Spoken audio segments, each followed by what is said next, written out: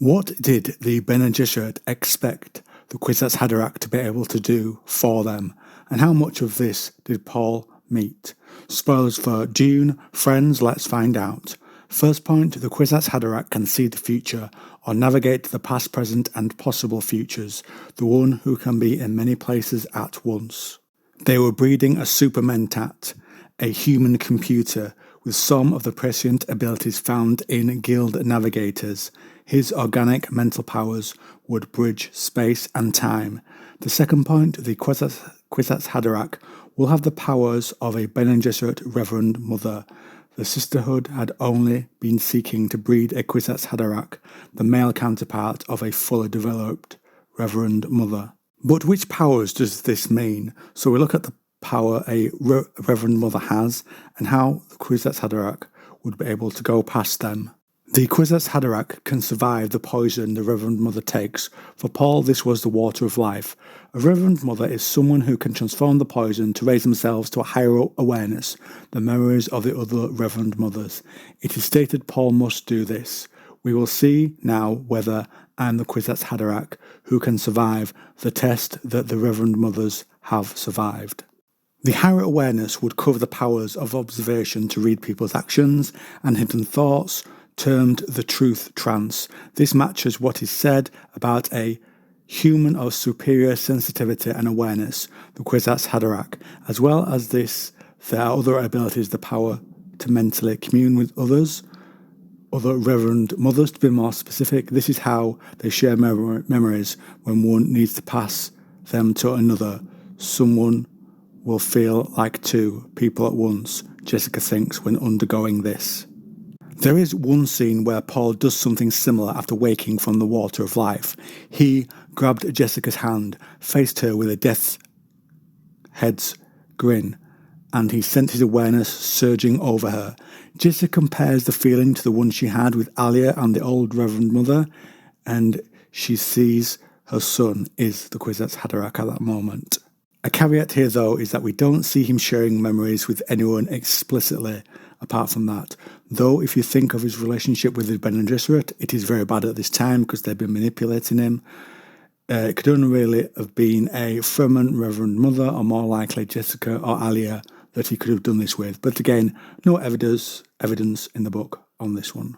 Another part is the Kwisatz Haderach can face the male and female forces within themselves. This is something the Reverend Mothers cannot face.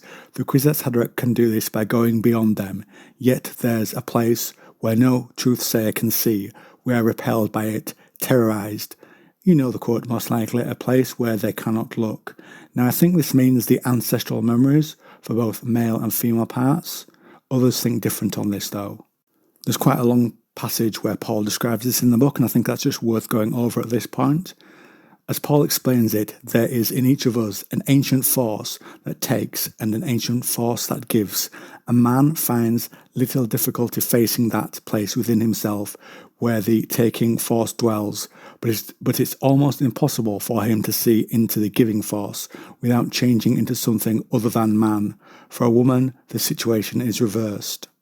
These things are so ancient within us, Paul said, that they're ground into each separate cell of our bodies.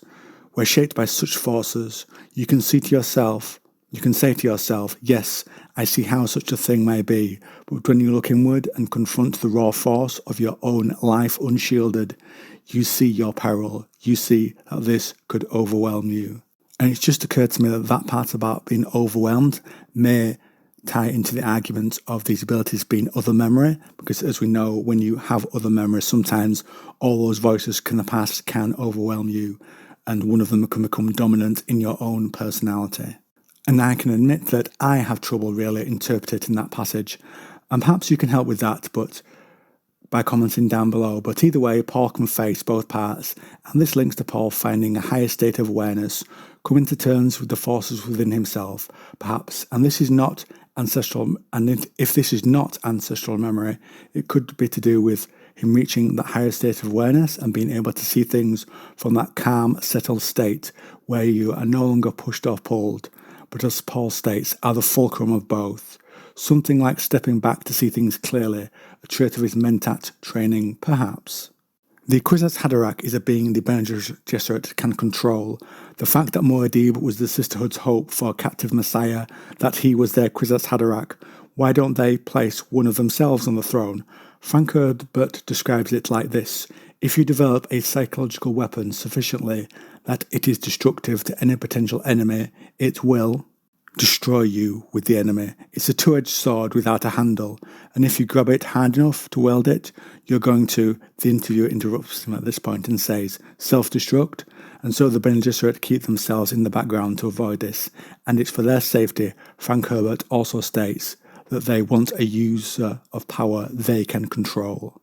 They finally implanted the Kwisatz Haderach on some planets using the Missionara Protectiva, and that is there on Arrakis with someone fulfilling the role of saviour, the Mahdi the listener gave the voice from the outer world.